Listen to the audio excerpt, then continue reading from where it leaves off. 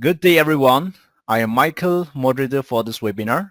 I welcome everyone for today's webinar, which is Rookie Supervisor Bootcamp Operation START. I would now introduce our presenter for today, Deborah Jenkins.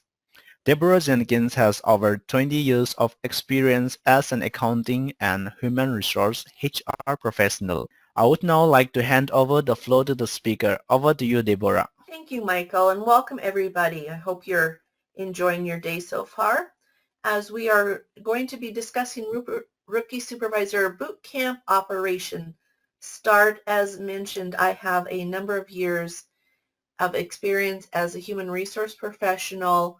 Our objectives will be to recognize the importance of leadership training for yourself and for your team, learn the benefits of establishing team ground rules from the onset, discover what Operation START is and how to enact it, and then realize that training can be fun.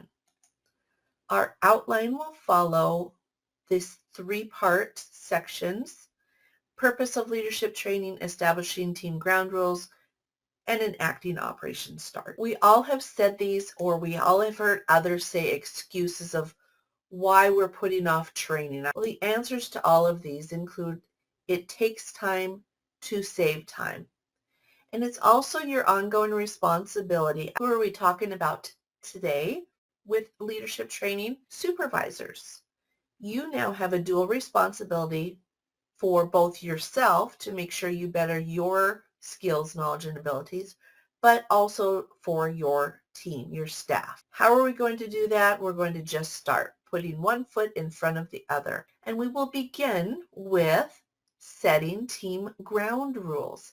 And when are we going to do this? Now. If you're brand new supervisor, perfect timing. So these are just some ideas of what you might want to include on your ground rules. You can also put these into a statement. You can have both as well. Now consider, who will you invite to help develop your team ground rules? And if it is a company-wide list that your leadership team has approved, this might be something that you could include in your employee handbook. The longest portion of our discussion today will cover enacting Operation START. It stands for SWOT Analysis, Training, Action, Reinforcement, and Trust, starting with SWOT Analysis. SWOT Analysis stands for Strengths, Weaknesses, Opportunities, and Threats. It was developed back in 1969 by 4 businessmen. It's important to look at the areas that you can utilize SWOT analysis within your work world.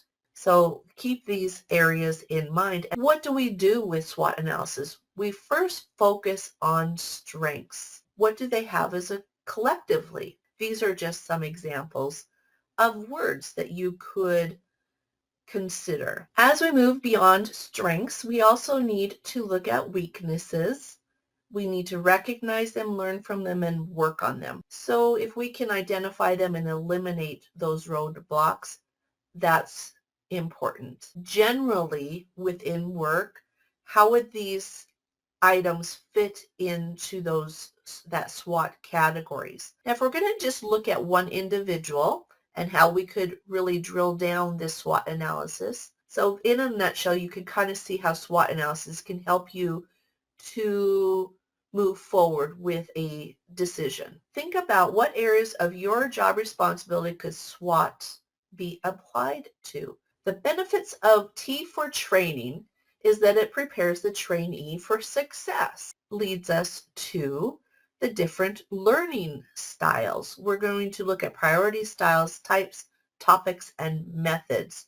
And the DISC program really dives deep into these. As we look towards styles, we can also tie in those priorities that we each have when we're trying to learn, solidify the message that you're trying to give them in the training. So keeping in mind everybody is different. The types of training, now that we recognize that we need to be creative in our methods. Once you've figured out which type of training, then you can pull in all of the different methods. So do ask yourself, how do you learn best? What are the highest priority training topics for you and for your team. And we can move then on to action, A for action. It's important to start off to identify the desired outcome or goal.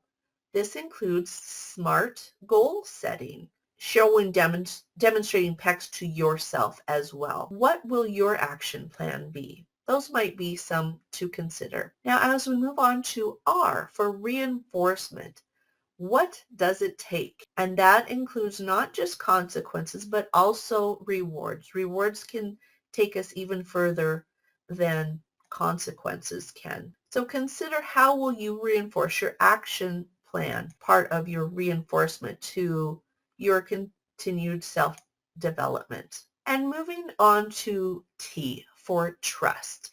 Trust should be the basis for all our moral trainings. It does take 3 requirements for trust. That includes vulnerability. Hand in hand, it involves respect. Third is to have faith. Think about what areas of trust do you need to work on. And our takeaways for today, the first is to start with yourself, leading by example. That includes self-reflection, your buy-in, and your participation in all of the activities within your work world.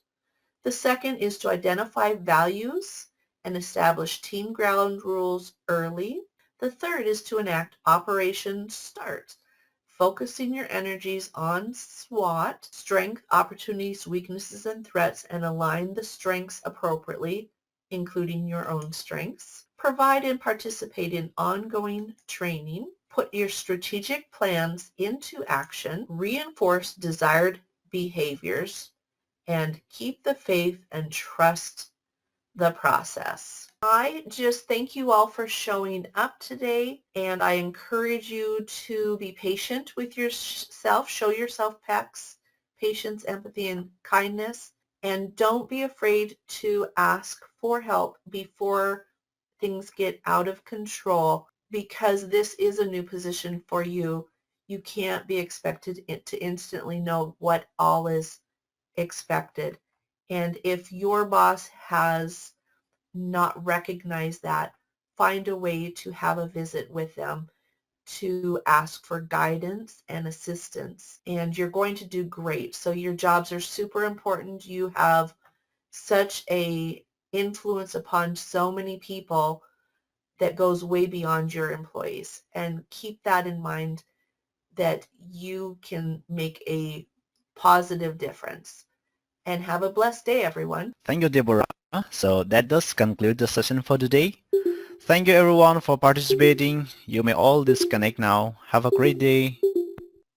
Thank you, Michael. Have a great day.